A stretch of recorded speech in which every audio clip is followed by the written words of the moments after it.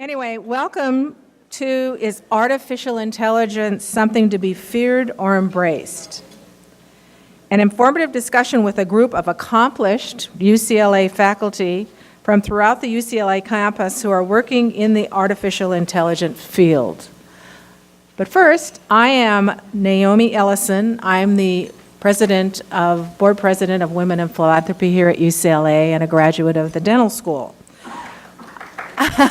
Thank you. I have had opportunities such as this to introduce many interesting and informative programs for women in philanthropy. There is so much brilliance, skill, and hard work here in the halls of UCLA, and we want to introduce you to as much of this as possible.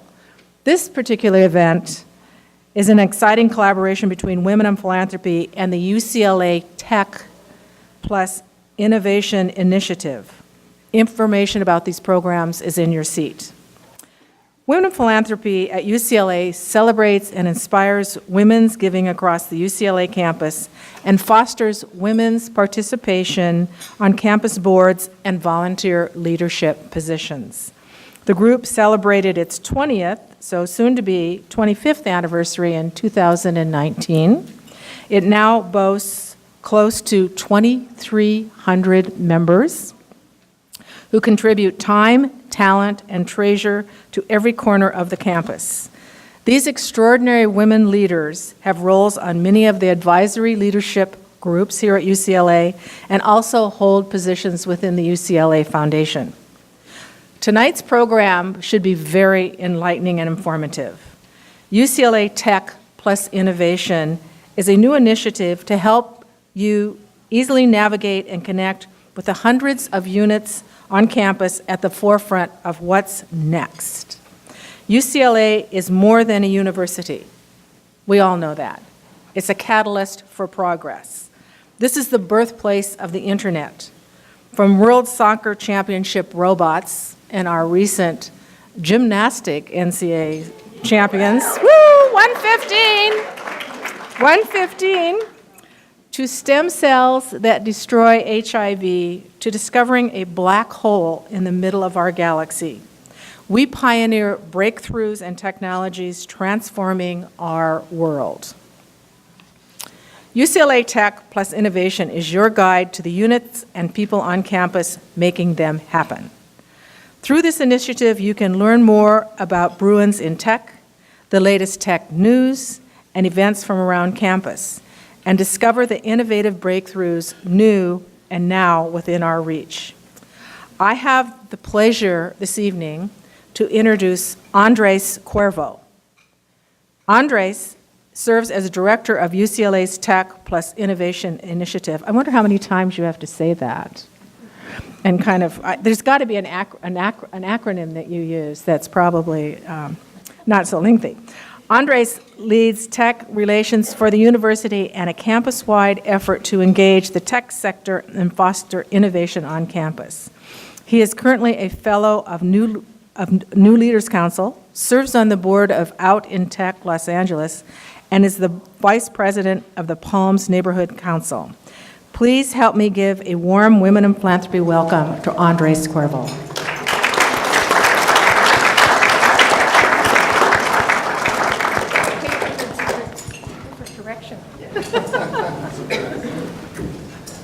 Good evening, everybody. How's everybody doing? I need to hear more energy, you guys. How are you guys doing this evening? All right. I want to thank Naomi Ellison for her service in Women in Philanthropy. Let's please give her a round of applause. And thank you for a great introduction. I also want to recognize Melissa Efron and Betty Montaño. Melissa, Betty, who run Women in Philanthropy. Thank you, Melissa, for bringing us together and putting on this great event. So AI has captured the public imagination. Our first introduction to AI was probably Siri, which was created by a UCLA alum. But it actually goes way back, actually to Homer, who first wrote about mechanical tripods waiting on the gods at dinner. We have philosophers like Rene Descartes and the concept of the mechanical man, sci-fi writers like Jules Verne, directors like Stanley Kubrick, who gave us 2001: A Space Odyssey, and that famous moment where HAL 1000 says, "I'm sorry, Dave, I'm afraid I can't do that." However, only in the last 60 years has humanity been able to truly develop and nurture AI. And tonight we take a deep dive into where AI is at, as well as the implications of those early advances. And for that, we've assembled an incredible panel of UCLA experts for you. And we're going to take a look into whether there's these early advances, should we be scared of them? What are some areas of concern? But also, what are some areas of promise, and how should we welcome them? Now, without further ado, let me introduce our incredible panel. I need to make sure to get this right, so I have all of this written out. Let me start first by introducing Jeff Burke, who's the Associate Dean of Technology and Innovation at our UCLA School of Theater and Film and Television. Jeff?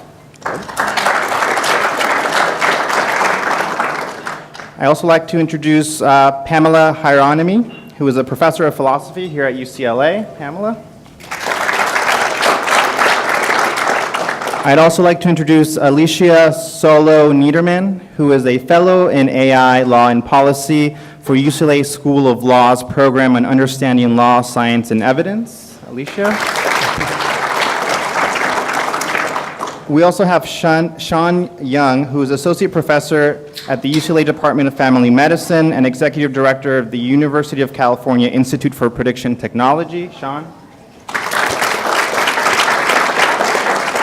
And last but not least, we have Guy Vandenbroek, who is Assistant Professor and Samueli Fellow in the Department of Computer Science in the School of Engineering, and the Director of what I know as STAR AI Lab, which stands for Statistical and Relational Artificial Intelligence. Guy?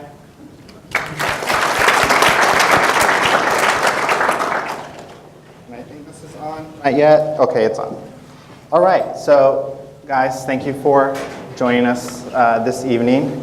I want to start by first making sure that we're all on the same page about what AI means. And wanted to ask you first if you could just have a conversation about what does AI mean to you, and what are the terms connected to, how is that term connected to machine learning and deep learning? So Guy, maybe we can start with you by telling us a little bit more about.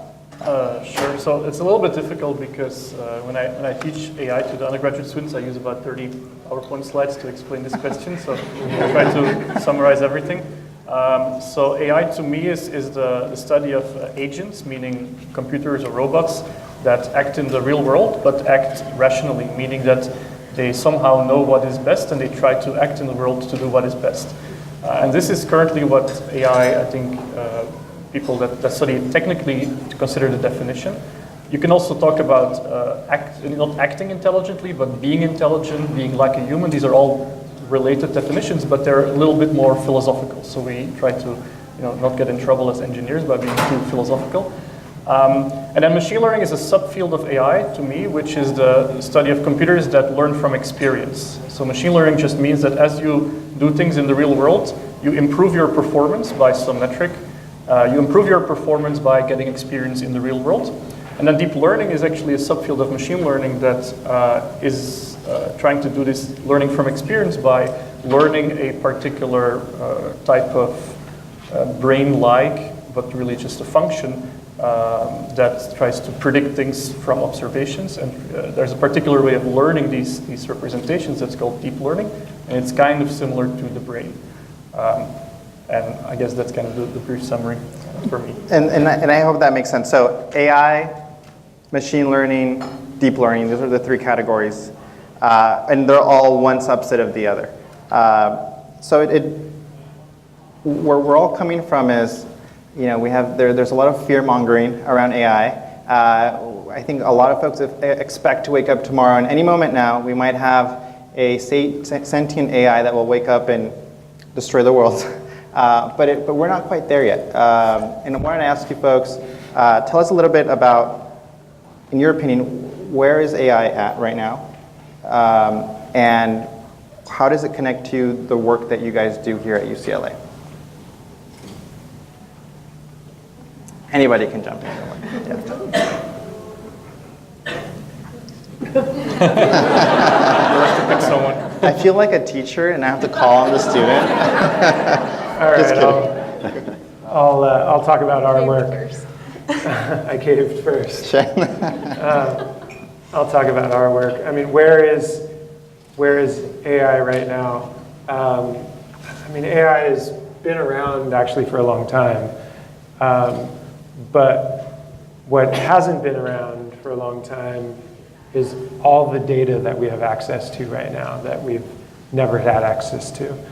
So our group at the Institute for Prediction Technology, we look at social data, information about people through social media, through wearable devices, through Google search data. I mean, every day there are 500 million tweets that people are sending on Twitter.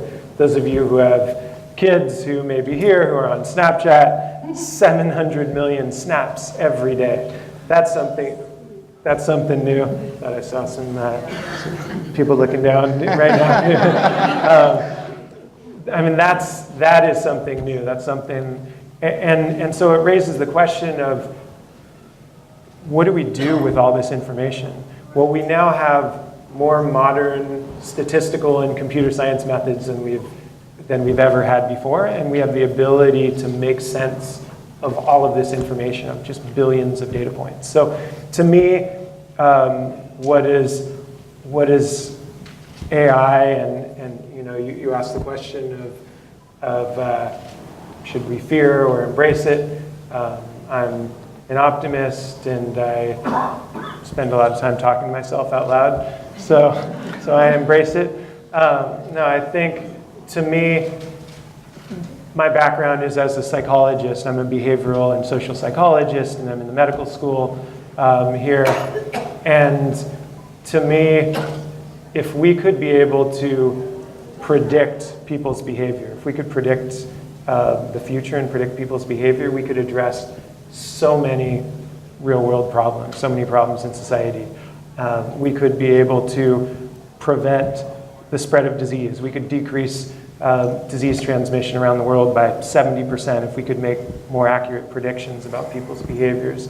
We could we could help to reduce poverty and reduce and change.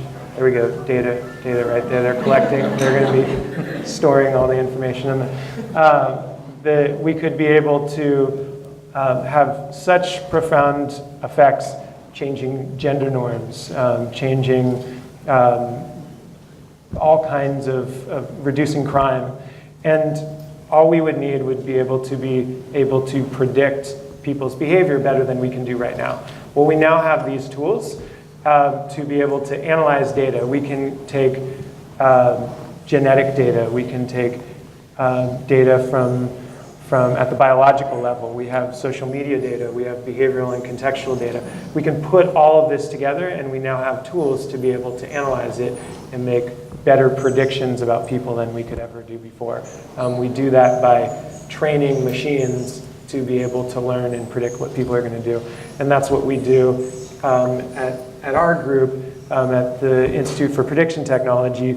We work with government agencies like the CDC, Center for Disease Control and Prevention, California Highway Patrol.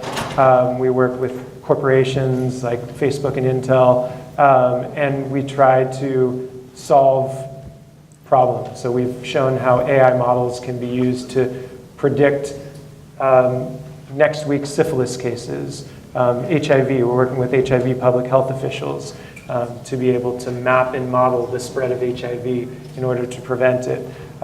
We've been working with Google and the California Highway Patrol on ways to be able to prevent and predict car accidents. And once we can make predictions about something, then we can be able to prevent it. And to me, that's what AI is. It's the ability to address, that's the positive side of AI, to be able to prevent and improve and address some of the world's most pressing problems. Sure, I can follow up on that. I think I call myself a cynical optimist often, which sounds like an oxymoron, but I don't think it quite is, because for me, and I come from law, a legal background, a policymaking background, Whether we embrace or fear AI depends a lot on choices we're starting to make now about whether and under what conditions we regulate it, and how we take advantage of tremendous opportunities to predict and improve public health without falling prey to some potentially critical costs to personal privacy, or to, so if you imagine, we have sort of a phrase, data is the new oil. It's somewhat cliche in legal policy, privacy circles. And if you think about these huge stores of data, there's tremendous potential there. Just like oil powers cars and gasoline is essential for the world we have today. But we also have to be careful with it, and we need to make intentional choices that get policymakers and technologists, I think, in the same room to make sure we're talking in terms that are collaborative rather than at cross purposes, and to make sure that we are intentional in choices we're making today, but without stymieing innovation by coming in too bluntly with regulation that doesn't really understand the technical parameters. So that's a lot of the work I do over at the law school, is trying to think about under what conditions would we or wouldn't we want a technology like AI to be regulated? What analogs can we look to in emerging or disruptive technologies of the past, and what maybe is different and distinct about AI? I think you're spot on that it's the data right now that is making it different, and I would say also the speed at which the technology is developing and with which we're able to harness enhanced computing power that we had not seen even 10 years ago. So I really just think it's about moving quickly but not breaking things, if I can adapt the phrase, and making sure that we have expertise and the right amount of deliberation before proceeding. So I'm in the School of Theater, Film, and Television, and I think the research group that I have considers AI, and really specifically machine learning, as both a tool and a subject of our work. And so we're looking at it from the social perspective, as well as my background's in engineering, and so I'm interested in it as a tool for artists. And I think what's most appealing about it is, if you think maybe about how artists typically work or learn, a lot of it is by specific examples. I'm going to make this artwork. I'm going to write this poem. I'm going to paint in this style. They're very specific ideas, even if they're within a system. And finding ways for that type of work to connect to how we think about building or engineering systems there's a disconnect, right? Because as engineers or computer scientists, we tend to build abstractions. We build based on abstractions. We build based on systems.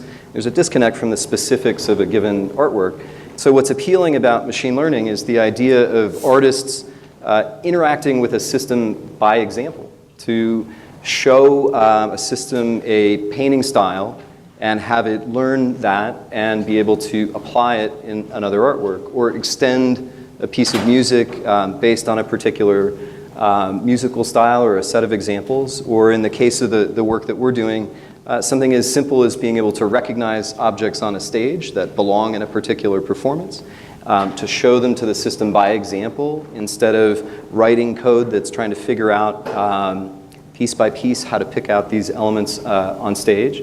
And this is changing the relationship, I think, or will change the relationship between artists and computing in a pretty interesting and fundamentally, I think, new way compared to existing technologies. Maybe on the other side, in terms of the concerns, one sort of example concern is that many of these systems depend on being trained by large data sets. So I think what the previous two speakers were alluding to a little bit, using big data that's gathered maybe at internet scale in order to make predictions and decisions. And of course, the nature of that data set, plus the nature of the algorithms that are used to interpret it, has inherent bias.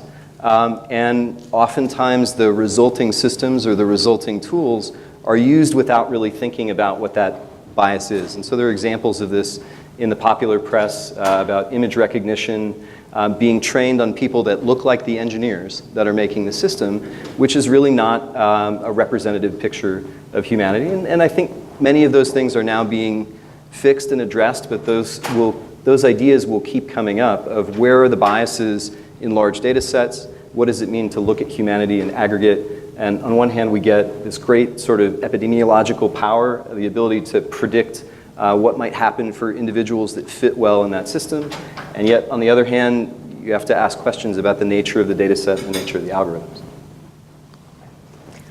So I teach philosophy here at UCLA. I've done that since 2000. My subfield is ethics.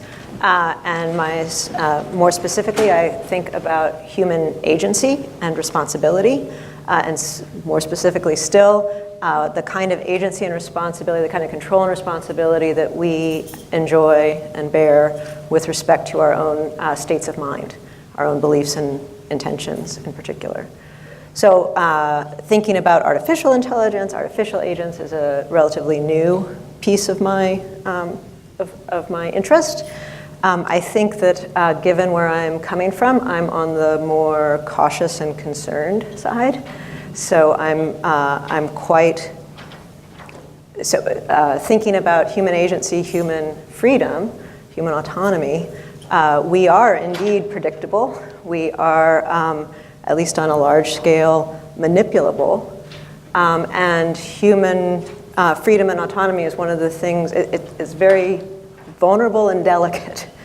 And so just as surely as soon as you tell me that we can make predictions powerful enough to help address public health issues, to help address poverty, as soon as you tell me that we have something powerful enough to do that, I am confident that we also have a tool powerful enough to control people, to amass power in particular places, to allow oppression to happen. And it's a real question what kinds of structures or what's going to challenge that power, what kind of checks and balances we're going to be able to put in place, and whether we can make use of the technology itself in a way that would provide some sort of check for it, because surely we're not going to stop the technology. But I'm quite cautious and concerned about those sorts of implications. So I agree with everything that's been said. I would like to just make 3 points maybe. So one is you have to distinguish between this machine learning idea of predicting from vast amounts of data something that you don't know but that the computer is very good at predicting versus the idea of AI in general. So if you think of AI as a robot now walking through the door and having a meaningful conversation with you, if you ask me where do we stand with AI, then I would say nowhere. We have no idea how to solve this problem. Now, the strange thing that has happened in the last 5 years is because of so much data, technological advances, computational power, suddenly we have become really, really good at solving a very narrow problem, which is from all of this data, predict stuff.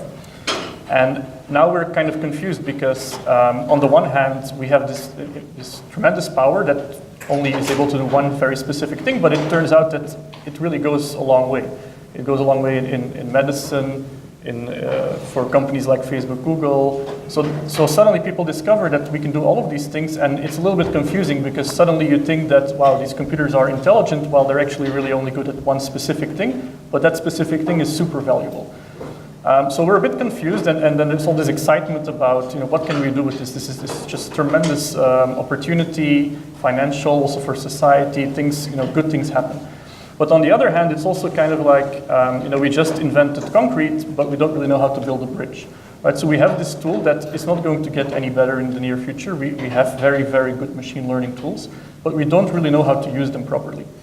We don't know how to build a bridge that doesn't collapse. We just know how to, make concrete.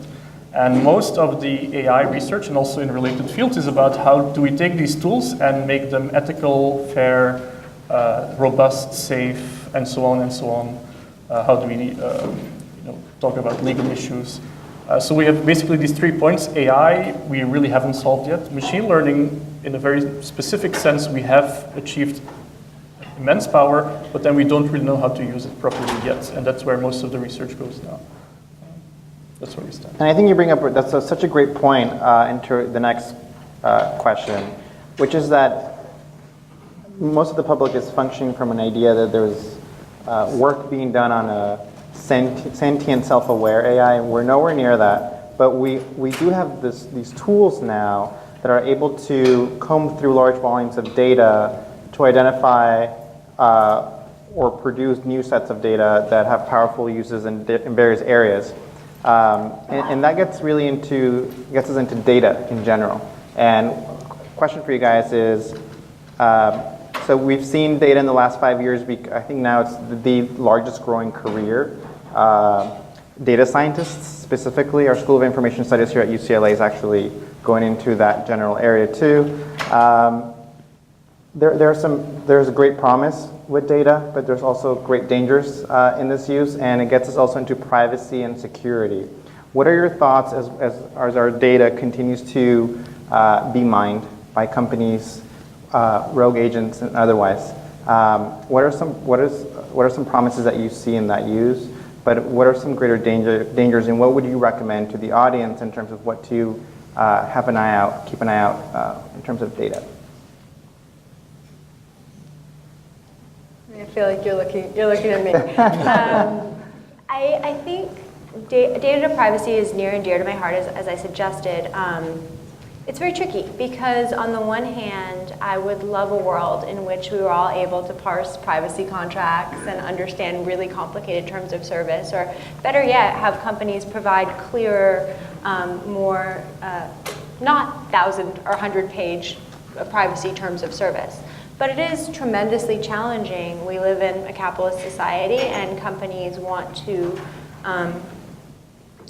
they want to gain a market advantage, and a company like Facebook is fundamentally, I call it Facebook there, but it really could name any social media company or many online internet companies, are built on gathering data about the users and then selling ads based on that data. And that's fundamentally the business model. So I think it's really difficult to strike the right balance between educating consumers and encouraging people to be savvy about their data, and starting to rethink the business models that underlie a lot of these platform companies.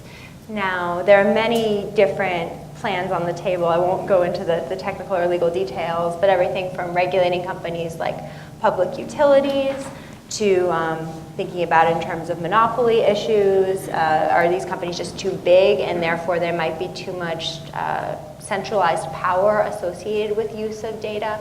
And if we had more ability to, say, carry data between different platforms, it might take care of part of the problem. It's a really challenging question, and it's not one I mean to punt on, but I don't think we have quite the right answer, particularly because the US historically has regulated privacy. Well, let me back up a step. In Europe, there's a conception of privacy as a fundamental right. And I say this just descriptively. I'm not trying to suggest one is better than the other. It's just fundamentally different regimes. Here, we tend to protect data as private only within certain sectors that are seen as particularly sensitive. So we have a unique set of protections for health data, another unique set of protections for financial data, and so forth. And it may be that we wish to rethink what regime we have to govern the whole, given the way that data is being used today. And I do think we may be seeing signs of that, particularly as it's called the General Data Protection Regulation comes into effect in the EU. So this is an overarching regulation, but it applies to any company that uses a European citizen's data, whether they're based in Europe or here in the US, and therefore it may well prompt some rethinking of the balance there. But I'll stop there because I could talk about data protection laws all day, and I doubt that many people are as interested in them as I happen to be. No, and I appreciate that because another area of concern is also the algorithms that are being set up to process this data. And one area around this is who is creating the algorithms? How are they being set up? And wanted to get your guys' thoughts on that, specifically when it comes to diversity in the tech sector. Obviously, most of these engineers are white males that are creating these algorithms. And when it comes to, for example, security, right? If you have a camera that's identifying crime, it's very easy for these algorithms to easily identify people of color, which has been an issue with the ACLU is looking at, and so on. So let's talk a little bit about those algorithms, and maybe Guy, you can enlighten us a little bit about what goes into setting these up, and how can we encourage greater interest from younger folks to go into this field. So the problem historically has been that engineers, maybe that graduated 5 years ago, they didn't really get an education on the ethical side of using these algorithms. So most of the, for example, we often see scientific papers that talk about detecting gender from images, detecting race from images, detecting all sorts of protected features from images that you really wonder, clearly these engineers are just doing this for fun without having any kind of idea about the ethical questions that come up. And so I try to scare my students at least by telling them, no, you cannot just take $500,000 salary from your tech company and lay by the pool and then ignore all of these issues. This is your responsibility. So that's the one side of things that people have to be educated, also the engineers. But then even then the problem is even with the best intentions, it's very easy to get things wrong where you have bias in the data, bias in decision making. And I think some of my colleagues are better at giving some anecdotes about how, for instance, in law enforcement, there's a lot of racism just in how computers make decisions. I think some of you have a better view on that side of things, but the data has problems, the data has biases against gender, race, all sorts of protected attributes. And even if you somehow clean up the data and remove all this bias, then the algorithms that work on this data can also introduce bias and introduce problems that wouldn't even exist if you just looked at the data. And this field is called algorithmic fairness, and a lot of research is now going into how to solve this problem, both from the more philosophical side of what is fair, what can we ask of these algorithms, what can they ensure, and then also practically, if we want to make decisions, how do we ensure that they're fair practically? But I think some of you probably have a better story here on algorithmic fairness.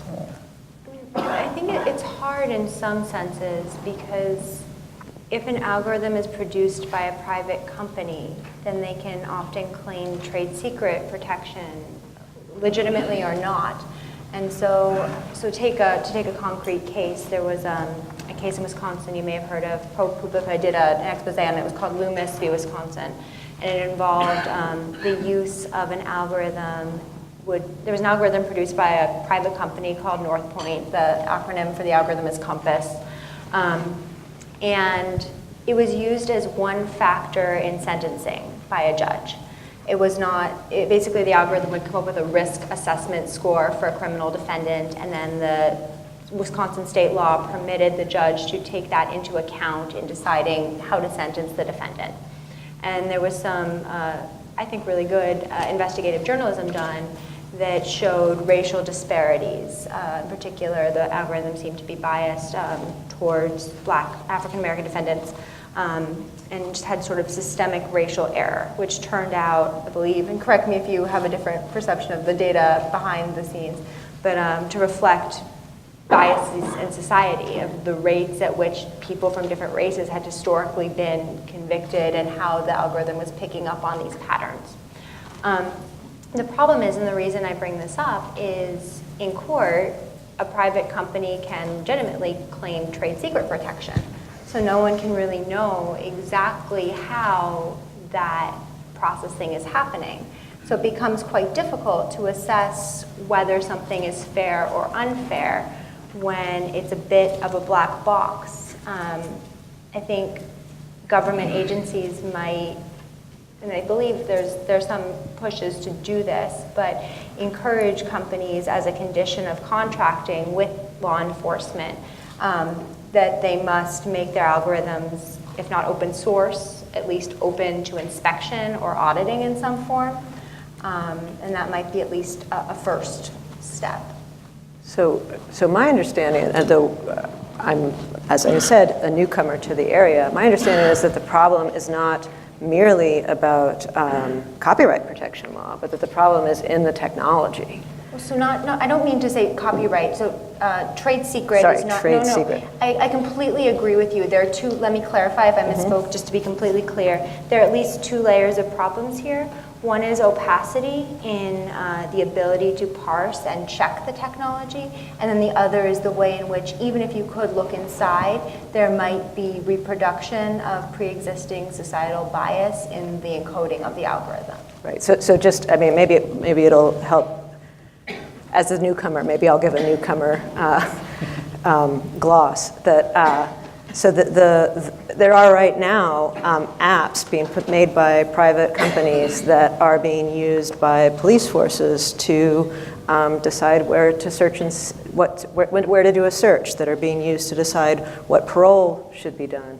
The way those work is on this deep learning kind of platform, which brings in massive amounts of big data. And it's basically to put it really crudely, a pattern recognition capacity.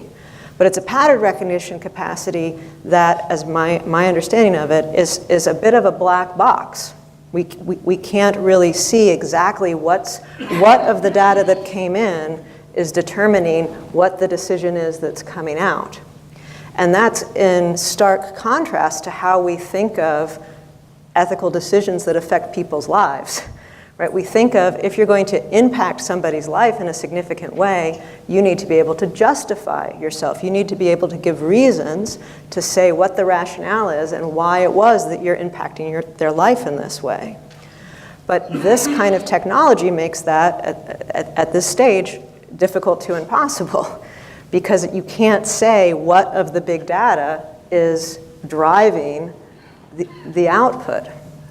So that's and then you might think, oh, well, we just need to make sure that racial data, for example, doesn't get into the algorithm, because that has historically, that's a place where our society is already biased and will just reproduce that bias.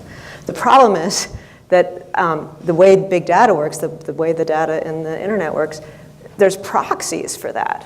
Right? So you don't want to, for example, end up having your risk for search and seizure impacted by your friend's choice of alcohol to drink. Right? But that's the kind of thing that, or your insurance rates, right? But that's the kind of thing that it seems very difficult to rule out.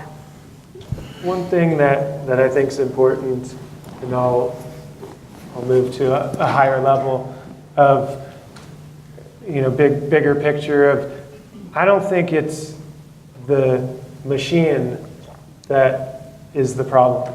When I talk, a guy brought this up of there's differences of AI and machine learning. I've just kind of reduced to say AI to mean whether it's robots or machine learning or anything. I'll sometimes use AI or machine. But I don't think it's the machine that is the problem here. A lot of if we're talking about racism, if we're talking about flaws in machines, things like that, these are the result of societal problems. These are the result of, machines are just tools that are being used. AI, machine learning are just tools that are being used by people, but we're living in a society that's always and constantly flawed and needs to be changed around. So the conversation that we're having right now, for example, we're having this conversation around AI, machine learning, but if this was 15 years ago, we would be having the same conversation, but we would be talking about, is social media something to be, and actually I taught on this as it was coming out, is this something that's to be feared? Is it something that's going away? If this was 40 years ago, we would be talking about the computer. Is the computer something that we should fear or embrace? 100-something years ago, we'd talk about the telephone, and if it was a year ago, we'd probably be talking about Donald Trump. Still, it's every day. But I think the point is, these are technologies, they're tools, they're platforms that have immense potential for changing things at just such a fast rate, and technology is changing so quickly. And so we interview our participants, our patients. We do these studies, and I'll walk through an example of something that we did and how we use these tools. We just had, I'll give an example with UCLA. So we did a study a few years ago with UCLA students, and these were incoming freshman students, and they had left their parents from high school, they've moved into their dorms. It's a stressful time, scary time for them. You don't sleep as much. And we wanted to see what can we do to better understand student safety. So we started this study where we recruited students who are on Twitter, who are tweeting a lot, a few times a week. We gave them, this was in partnership with both Intel and the university here. And so we gave them wearable devices, which would track their sleep and activity. We followed them on Twitter. And then we had them complete weekly surveys where they tell us about their stress and their activity and sleep and things like that. And we aggregated all this information. They'd complete these surveys at the end of the week and telling us how much they slept and how stressed they were and things like that. And you'd see these patterns that as midterms come, suddenly their sleep just goes, and their stress levels just spike up, and then break comes and it just goes to relax. But what we learned is that from looking at the things that they're talking about on Twitter and looking at their wearable device data, they would say things like, I chose Netflix over math, and now I have my midterm tomorrow, and I hate myself. And through looking at these conversations and teaching machines how to look at it, we could actually predict stress levels. We could predict their sleep patterns. There was one student who we flagged and identified. She was expressing suicidal intentions publicly on Twitter, and we were able to identify her router, connect her to Student Psychological Services where she's been seeking help. These are the types of, this is the good side, we've been talking about the bad side, but these are the good side of how these tools can be used. But they're just tools. They're just tools that have immense potential. And when we, at least as public health and medical people, when we interview the patients and participants in our samples, in our studies, and we say, what do you think that we're doing this, that we're, for that study with UCLA students, they consented, they knew we were doing this. But what do you think on the larger level when sometimes we're just taking public data and you might not even know about it, and we're running models and making predictions? And they said, well, Facebook's doing this, Google, CVS, all these companies, Amazon is, police are busting into people's houses based on purchases they're making on Amazon. This is all being done by corporations. So as you're doing this for public good and societal good, presumably we support you on it. And I think that's what is important, is making sure society is aware of the potential of these tools. Because the tools aren't going away, but they're just tools and they can be used for good or bad purposes. Just to maybe follow up on this a little bit and offer a different perspective on tools. I think at UCLA, we are tool makers, tool designers, tool envisioners, and so there's I think a little bit of a different responsibility in the sense that, so for our group, looking just at the example of real-time computer vision, so analyzing a scene to detect people, faces, objects, to recognize them. For our group in the arts, there's a tool that we can download that's open source that does that really well with one particular set of assumptions. And as people, I would say in the arts, but if you look maybe to humanities and even to social sciences, maybe outside of medicine, engineering, big business to some extent, the chances of us going in and making a change to that tool are low. And so, part of what we'd like to do at our group would be to tear those things open and see if we can use a different model for what's being detected, or to understand the intermediate outputs of the system in a way that we can make more nuanced decisions, And it's true, they're tools, but the people that have power to configure those tools are actually a relatively narrow group of people for the best tools. And I think we're in a fortunate situation at UCLA where and in major research universities where we can break them apart and I think look at the issues. But there's a danger with saying they're just tools, because the algorithm is just a tool. And so people that have kind of fundamental understanding of the algorithms can apply them in really sort of sensitive and interesting ways. And then all the way at the other end is that thing that I download and I use, the app on the phone of the police officer, the thing that we download and use if we're not taking it apart. And there's very little visibility into the choices. And so I think that's part of the educational opportunity here, is to have this. I didn't know we were looking at fairness in algorithms, but it makes sense, right, that this would be a focus now. And so I think, anyway, I just wanted to draw a little bit of a question around the idea of saying we have progress in tools and we can apply them in any way we want. Historically, that's not always the case, right? The tool makers have a lot of power.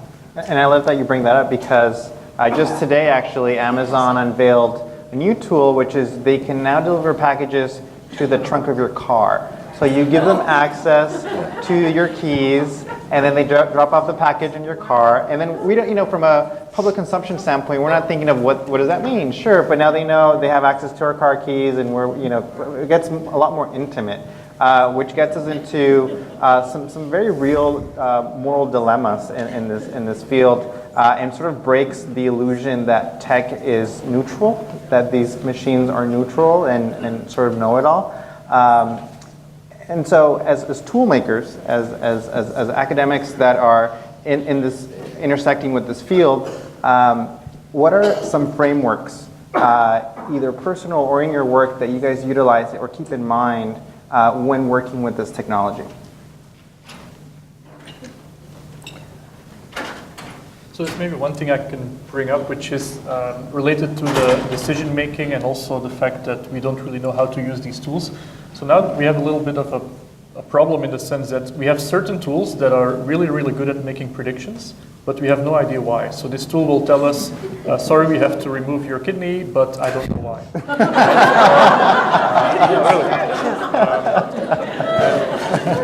So it's funny, but it's also a problem. And it will get it almost always right. So then you say, okay, I want to believe this algorithm because it's almost always right, but I don't know why. And then you have another algorithm that just tells you, oh, we have to remove your kidney because this and that and that and that. And it gives you an explanation, and it's very comforting. And this can also help you to use the tool in a correct way to make sure that you're convinced that this is the right reason to remove the kidney. But then also it will actually make many mistakes compared to the algorithm that cannot explain itself. So this is a big problem. And then, what do you choose? So here at UCLA, with several faculty, with at least 3 faculty in kind of the core AI, we are part of this big DARPA program on explainable AI, which is many millions of dollars is going towards how to make sure that the algorithms that can explain themselves also are very good at making predictions, or the algorithms that are very good at making predictions that they're also able to explain themselves. And this is very, very cutting edge research. It would help with some of these issues. Yeah. I don't know what the question is. No, you're right. Sean, were you going to say something? Sure. So I think the best tool, the best approach that we use or that are available for addressing limitations of machines and AI, and the best approach is to have people involved and have people review the process and understand what's working and what's not. So there are, a number of different, within the field of machine learning, there are a bunch of different techniques or jargons that can be used to describe different approaches. There's one, for example, which is just give a whole bunch of data and let the numbers work themselves. Let the machine very black box and just tell you, okay, time to get a new kidney. The flip side of and the theory behind that is, the math behind that is, if you have an infinite amount of information. If you have just a ton of information, then machines can do all the work. But you never have enough information. And so that's, you need people who understand the context and understand when the machine's going to be wrong, when it's going to tell you something that's incorrect. And that sort of gets in the conversation of what does this mean for our future, for our kids' future, for grandchildren, and in terms of employment opportunities and things like that. I mean, we find and continue to find that machines continue to make mistakes. Before coming over here, I was looking through a spreadsheet, an Excel spreadsheet so one thing we're doing right now, we're trying to identify bullying, cyberbullying. We're trying to be able to develop models that will monitor college campuses, high schools, and identify when cyberbullying is occurring so that we can help prevent it. And so we just give the information to a machine and say, the way it starts off with, there's an actual, we have undergraduates here who are going through thousands of posts saying, okay, that's bullying, that's mean, that's not, that is. And then they hand it off to a machine. This is the really exciting part that I'm passionate about. Let me, do I have time to give a, okay. Sure. So in the case of, we do a lot of work, for example, with HIV. And in HIV, the CDC releases reports about HIV cases around the country. And it gets aggregated. So it starts at a local level. It gets reported to the county, to the state, to the CDC. But there's a big lag time in when we finally find out about how many HIV cases occurred around the country. And this is the case for a lot of public health issues and a lot of other data sources. So for example, in HIV, we finished off 2017, we're a few months in. We're not going to know how many HIV cases occurred around the country in 2017 till somewhere between mid-2019 to 2023. Makes it pretty difficult if you're the CDC or government organizations to try to prevent the spread of disease if there's years that you have to wait for this information because case reporting, it gets aggregated, it gets reported, or there's surveys, there's scientists doing surveys, and it takes a long time. That's where tools like this come in. And so back to the example of cyberbullying, there are surveys happening on the UCLA campus, on lots of campuses, to figure out student well-being. But we're not well-resourced to be able to make sense of those surveys, and oftentimes, I mean, at best, maybe we'll look at them months down the line, sometimes at the end of the year for reporting. Oftentimes, we don't even look at the data unless people are actually experiencing psychological trauma and going to student psychological services. We don't know what's going on with our students in real time, but that's where these tools can have an effect. So before coming over here, we were looking at, for one study that we're doing, trying to find cyberbullying that's happening in real time so that we can understand what students are being cyberbullied, because that's associated with depression, with suicide, with all kinds of negative outcomes. And what we did, so like I said, we had students who were one by one looking through and saying, this is an example of bullying. This is not. This is. Well, to go through all of these millions of posts would take multiple lifetimes of people. But to have these students do it, and they just need to label thousands of them, we can then turn it in, hand it over to a machine to learn that pattern. And instead of taking multiple people's lifetimes to do what happened, the conversations that happened in a day, a machine can do it in 16 seconds. And that's the power of it. But at the same time, so we handed over this information to the machine, and they got so much of it wrong. But they got so much of it right. They did much better than random. They did much better than random, and they did much better than, so in this case, there may be 80% accuracy, which is pretty good if you think about it. Flip a coin, 50%, and they're about 80% accuracy.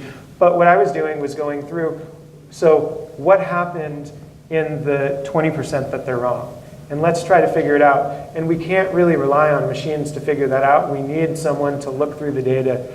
We need people to figure out why were the machines wrong, how can we teach them to be better, and those are going to be the jobs of our future. We're always going to have jobs as long as we can figure out and critically question why are machines not getting things right and how can we improve them. Which brings us to jobs. And I think that's one of the biggest concerns in AI is that, you know, we've just made this breakthrough when it comes to machine learning, it's something that actually happened 30 years ago, and now we're finally deploying as a tool. But there's a real fear that just this ability alone to be able to process large amounts of data and the skills that come with being able to do that are creating the ability for cars to be able to drive themselves, for businesses to be able to comb through large amounts of security data. And that creates new areas, but there's also a great disparity in the types of jobs that it will replace, such as in warehouses where, you know, a lot of Amazon warehouses now have their own robots that are able to identify and move cargo. What are your guys' thoughts when it comes to jobs and AI? And Sean, I know your perspective now, so. So I would kind of like to take a step back, Sure. I guess, because this question is included in the larger question that's been on my mind as people have been talking. A lot of what people have been saying is, how are we going to make use of this extraordinarily powerful tool?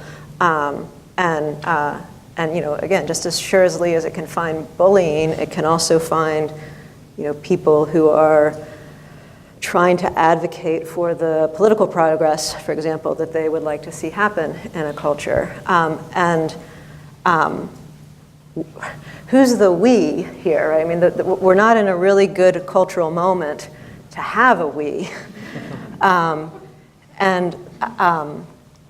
what we would like to see, or what I would like to see, speaking for myself, I hold very dear the idea that we have a society in which there are a multitude of contrasting and even conflicting ideals and ways of life that are trying to cohabit a space of limited resources and trying to make that work in a respectful way. When is it that people treat powerful tools in ways that respect other people? There are two contexts in which that happens, two instances in which that happens. One is if people have a lot of what I'll just call moral motivation, right? They're just very committed to respecting other people, even when they don't have to. The other is when people are equally powerful. When you have equally powerful people, people will respect one another because they have to, right? And that's the that equal power thing. That's the genius, so to speak, of the checks and balances of a competitive and adversarial kind of institutions. But both with respect to jobs and with respect to civil liberties, I worry that we don't have the right kinds of checks and balances, and we don't have the right kind of cultural investment in the idea of a public good to handle this incredibly and powerful tool that's coming our way. And actually, that's such a good point, because just at the congressional hearing that Mark Zuckerberg was in, he struggled to define Facebook, or tech in general, as a public good. It was pretty much a private good that didn't need regulation. But then there's also efforts like from Elon Musk, who, you know, he launched OpenAI, which is to have a more open dialogue, an open sourced set of resources for AI. Alicia, do you think that makes a difference? I mean, I don't want to speak specifically to OpenAI. I will say in general that my approach to policy making really favors multi-stakeholder models and the idea of including both public and private voices in the conversation. How to operationalize that and actually make sure it's not a lot of red tape or more bureaucracy or just a lot of nice rhetoric without much action is a whole other challenge. But I do think there needs to be more collaboration. One thing that really worries me, and this might tie in a bit to jobs, but it's a growing trend towards hiring people out of academia and out of the public sector, simply because private companies can offer so much of a higher salary in AI. And I think that is actually a very troublesome threat. And just as a reference, the average AI salary is 1.3 million, just so you guys know, the top jobs. Yeah. In AI, it's really astounding, and I mean, and part of it's just because it's such so specialized, and many of the people who are able to do advanced applications, there's just not a large pool. It's basic econ, supply and demand. But I worry Guy, about, please don't leave us. yeah, about carving out sort of exactly the expertise and the public-minded. The people in public-minded positions to have the hard conversations and to facilitate that kind of discussion. Yeah. And I have, I guess, a question for the other panelists, since it's not really my area, is in addition to regulation, examples in regulation, so there's the Genetic Information Non-Discrimination Act that has elements of this kind of idea that there are certain kinds of data that deserve to be not held against us. And whether, I don't know enough about it to know where it stands today in terms of being a protection, like a real protection for people versus red tape. And kind of on the other hand, professional licensing. So if we build a bridge or you build a beautiful building and you have a structural engineer and an architect, they're licensed and they're responsible for the thing that they're building. If you're a doctor, you're licensed, and there's all kinds of like avenues around licensing, and there's all kinds of abuse and things that happen. But we have some historical approach to taking areas that seem to have a big effect on other people and life or death effects, and creating professional responsibility around them. Other than like a couple of initial movements in computer science around licensing, and I've never really heard that talked about. And so I'm curious for the other panelists, or don't we have some tools in addition to this kind of the dialogue that can happen between public and private institutions, the research that can happen, but where are these traditional tools that we have? Anyone else want to take this? I mean, there isn't formal regulation on AI per se. There's been some movement by the National Highway Traffic, I can never remember what the acronym stands for, the NHTSA, I think, to have some guidance on self-driving cars, autonomous vehicles. But they've been very explicit that they don't want to get out too far ahead because they don't want to cramp innovation. I think you're right. A lot of my work is trying to parse out what is different about AI from past technologies and what models from the past we might be able to look to develop strategies. And I think I agree with what I take to be one implicit message, correct me if I'm misconstruing, which is that regulation, we think about laws, we think about top-down statutes, we think about things coming down from agencies, but it can actually take different forms. It can be in the form of licensing and perhaps putting more teeth, not teeth, but a backbone behind ethical training and a requirement of ethical training by holding people to a certain duty in their profession.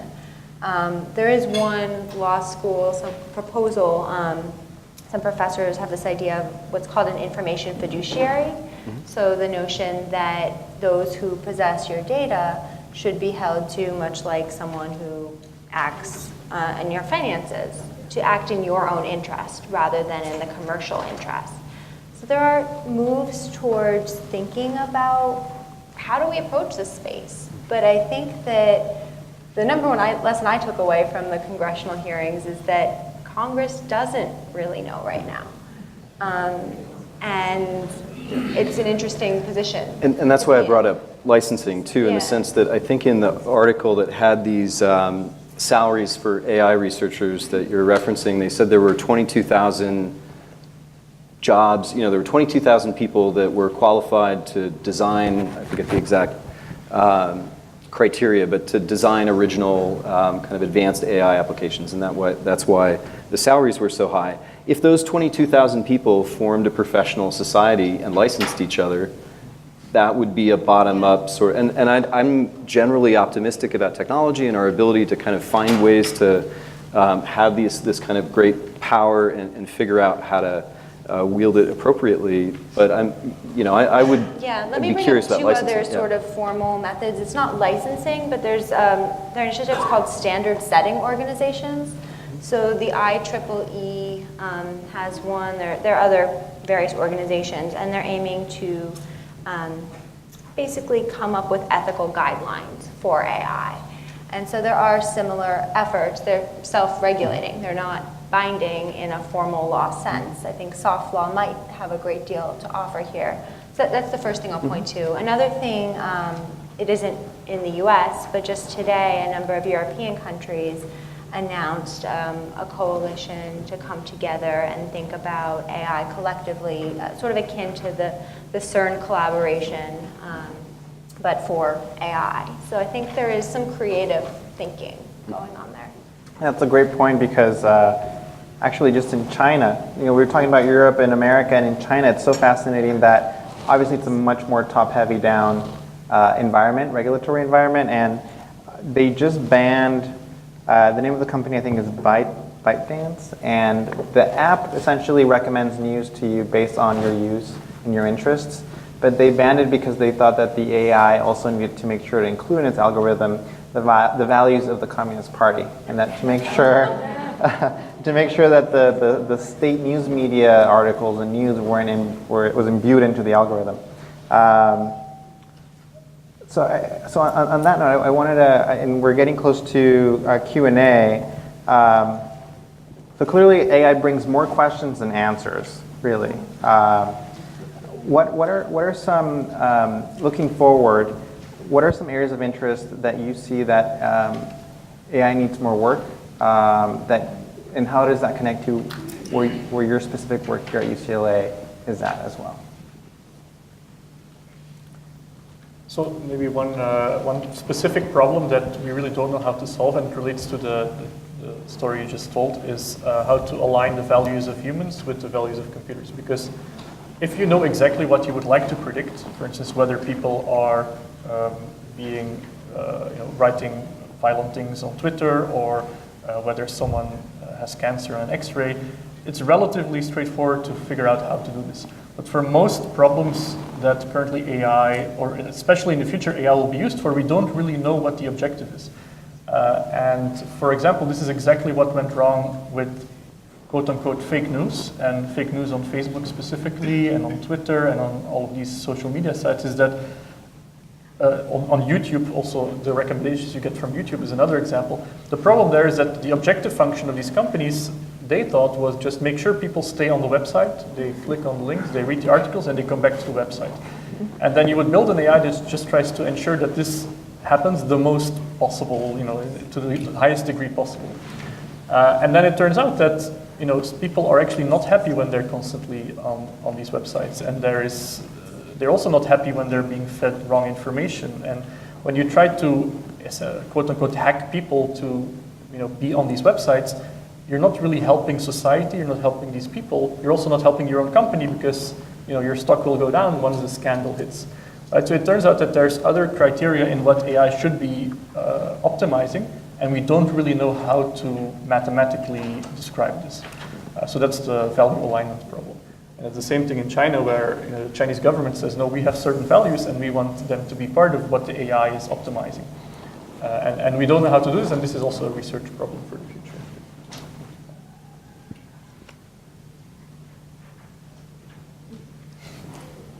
I can, so I think I can talk about at least my interest, and that is to have people in the arts and humanities in dialogue with engineers and data scientists and people that are experts, and try to look at what the opportunities are for exploring these and kind of being critical and experimental at the same time. And so to give just a quick explanation of one project, we're doing an original play about a woman who suffers a traumatic brain injury, receives an implant that has not so hard to imagine machine learning capabilities, sees what she sees, hears what she hears, and mostly just has to decide after she loses her memory or ability to make memories, has to decide what should be important to her.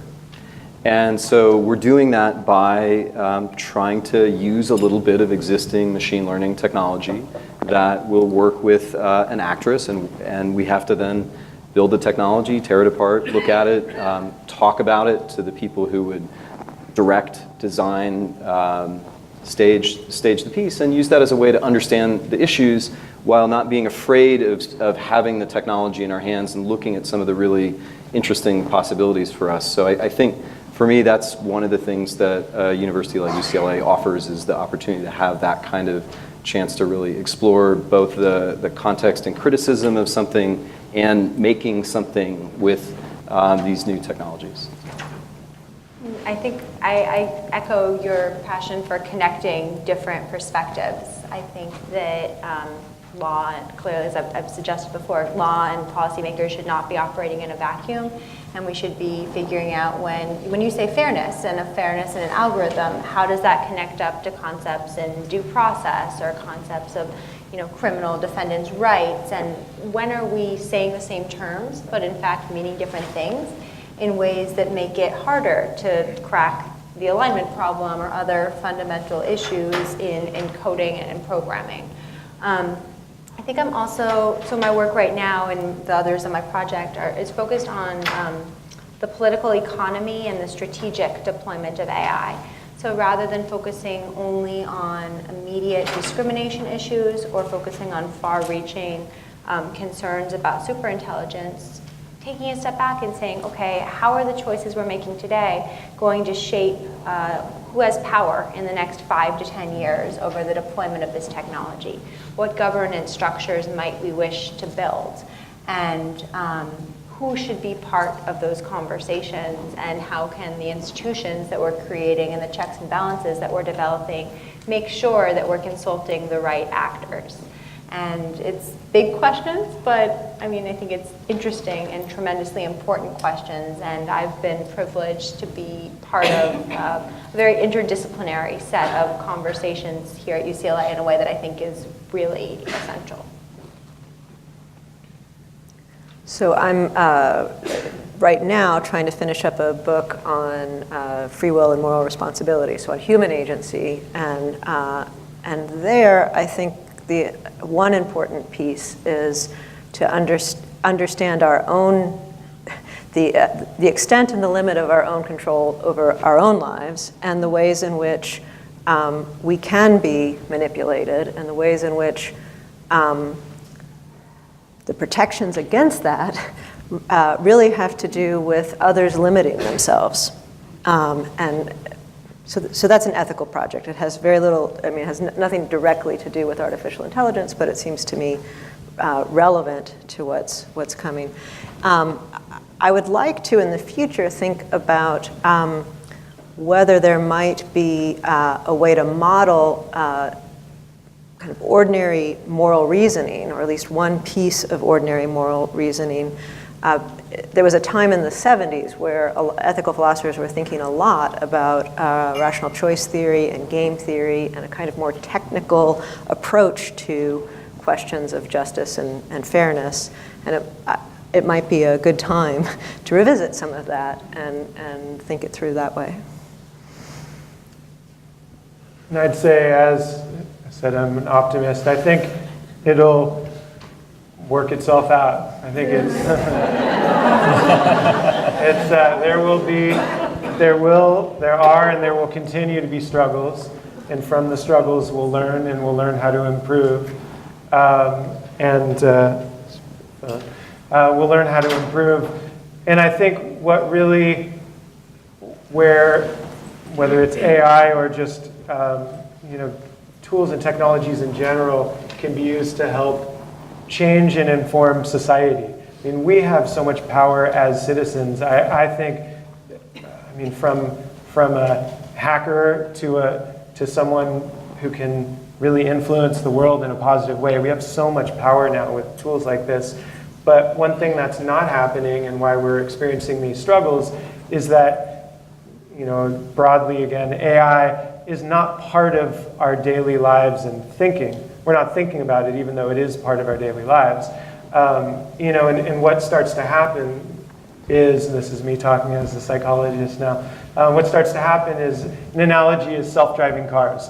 If you're in a self-driving car, you forget that I have to start paying attention, that other people may hit me, that I may get into an accident, and so that's why people will, they'll start watching TV, they'll fall asleep, they forget. And when we're living in this society where all these things are happening around us passively, it's not salient enough, and we need reminders, kind of like a car will buzz when it's time to pay attention again. We need reminders every day, and these will continue to happen. And I think this is what's happened. This is exactly the problem that happened with Facebook. And Facebook, I'll take the controversial side and really be supportive of Facebook in this case. Full disclosure, Facebook has given us a gift, and we do work with Facebook. But I think I would still take this. View. So in 2006, Facebook said, "We're creating this free social network. Anyone can use it, and we're going to give you just a ton of resources and free resources for you to keep in touch and talk with people in exchange for it." And so that was in exchange for. They were giving something for free. Well, how did they make money in 2006, 2008? They made it very clear, we're going to be doing this through ads and through apps. Then in around 2014, there was the Facebook manipulation study, which caused a big uproar of Facebook.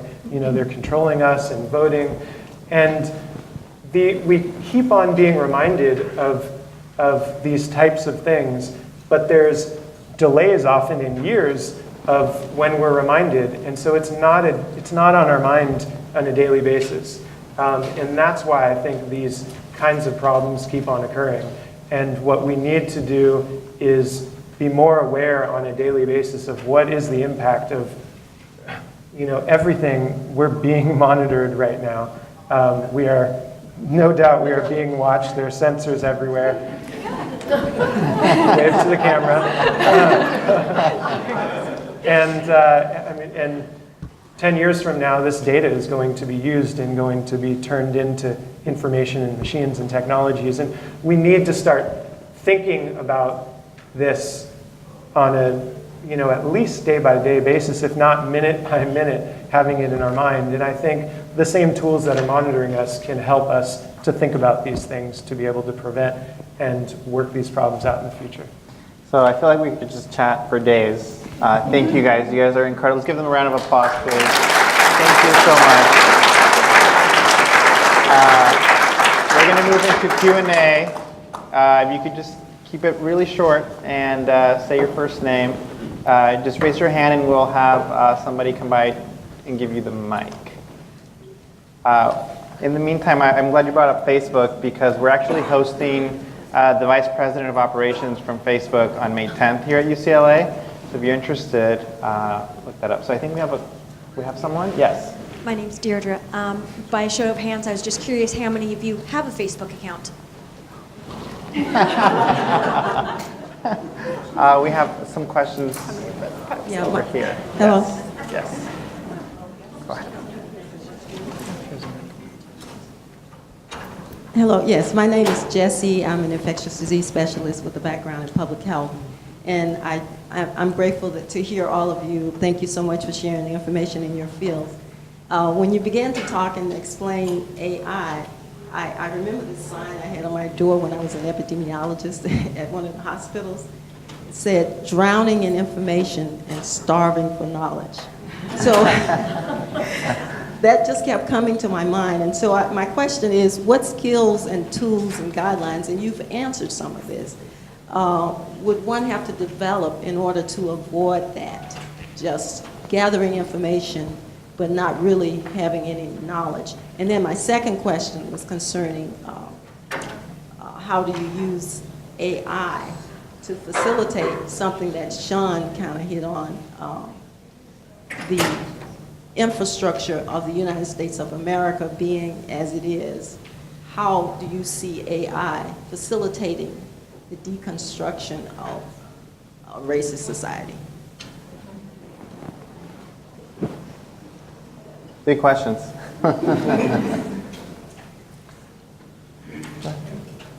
So in terms of the first part of your question, so extracting knowledge, this has to do with explainability, right? If you just predict things, you may have information, but you don't really have knowledge. And this is one of the problems with the current state of AI, is that it's all about information and not about knowledge. I think if you would look 20, 30 years back in AI, people were trying to prove mathematical theorems, come up with knowledge about the world written down in a language everyone could read.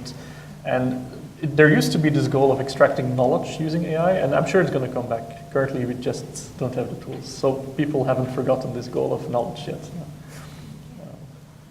I think that's right. I mean, I think also being aware of different contexts in which it may be more or less important to have, if you take a rough spectrum, in some contexts, mere pattern recognition may actually be all we need to solve a problem.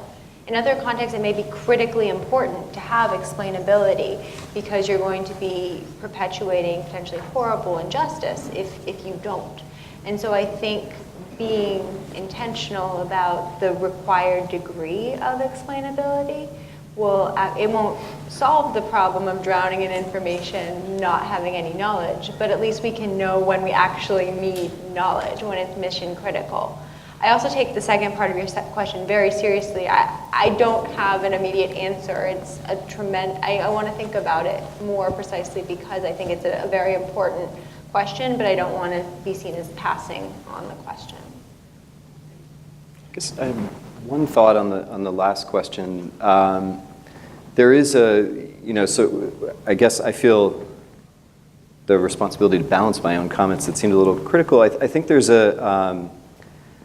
a tendency in the computer science and engineering community right now, and to some extent even in the technology companies, to try to figure out how to share the technologies that are being built, to open source certain aspects of them, try to figure out how to explain what's going on.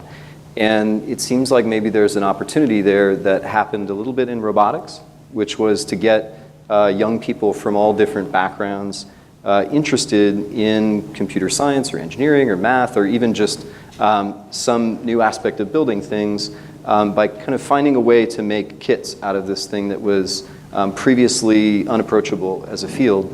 And so I think there's an interesting opportunity to try from the public university perspective from these companies to try to figure out how to make the tools for machine learning, for AI, available to a variety of people because they're really about real world data. They're about connecting computer science, engineering concepts with real world things that happen, and those tend to engage people of all different backgrounds in using tools. And so it's not an answer to like at the infrastructure level, but I think there's a really interesting educational opportunity that could kind of lay the long-term groundwork for some of that. And I guess I have an observation from, so I'm teaching an undergrad seminar in the theater department on emerging technologies, and for some reason everybody but one person are women, which is unusual to be looking at technology and the arts.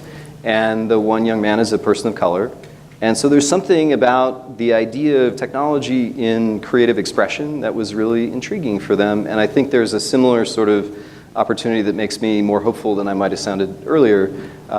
So it's not quite answering the question, but it's at least one thing that occurs to me. And so I love you're an infectious disease specialist, an epidemiologist, because our work is, right down that line. What I would say is, here's an example we're working with HIV public health officials from around the country. And what we want to do is, we came into this relationship with them thinking, let's look at what people are talking about on Twitter, on searching for on Google. What are they doing?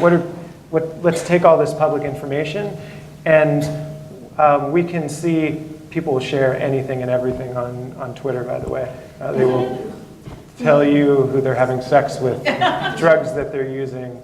So let's take all that information, map it, and use it to be able to make predictions about where there may be future HIV cases. And so we went into this relationship with these state public health officials saying, we're going to give you maps that'll tell you where HIV cases are going to occur next year. And I thought, they're going to love this, this will be a great idea. But no, it was too black box for them to just say, you're just giving us a map and we're supposed to believe you that this is what's going to happen next year.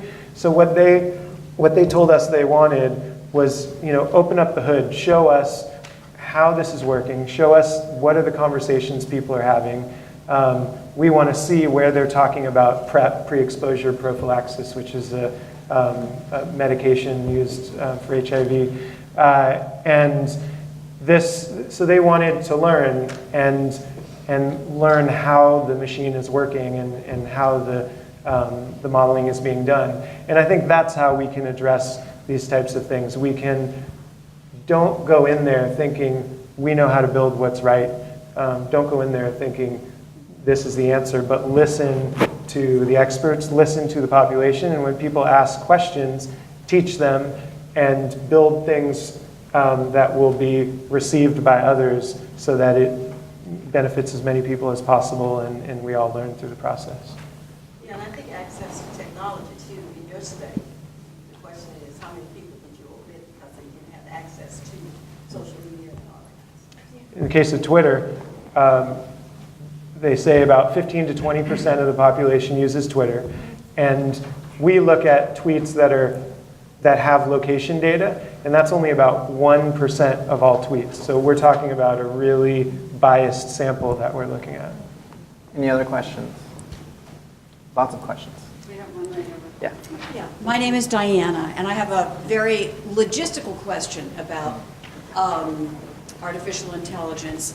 You're an academic institution, so we're getting different viewpoints from everybody. But I want to know, out there in the real world, are there specific companies, for instance, that'll do AI on medical things, AI on big data gathering for solving problems, and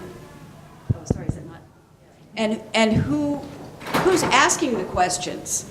And like if you're a company or you're a government agency and you have a question about something that AI might be very interesting for you to use, who do you go to? I mean, are there companies out there? What are the logistics of using the information? And who asks the questions that start making the whole investigation of solving a problem happen? Sure. Well, I can just say very quickly that the short answer is yes, there are companies. There's lots of companies. In fact, there's one where we have an alum that's a VP, that's Veritone, and there's a lot of business-to-business AI companies. So they basically are deploying machine learning tools for businesses to use. Veritone actually is a part of Amazon Web Services. So for example, if your company needs a place to store its information, this company will then work with Amazon to allow you to use machine learning to come through that data. So the tools are out there. Is there somebody driving the conversation? I don't think so.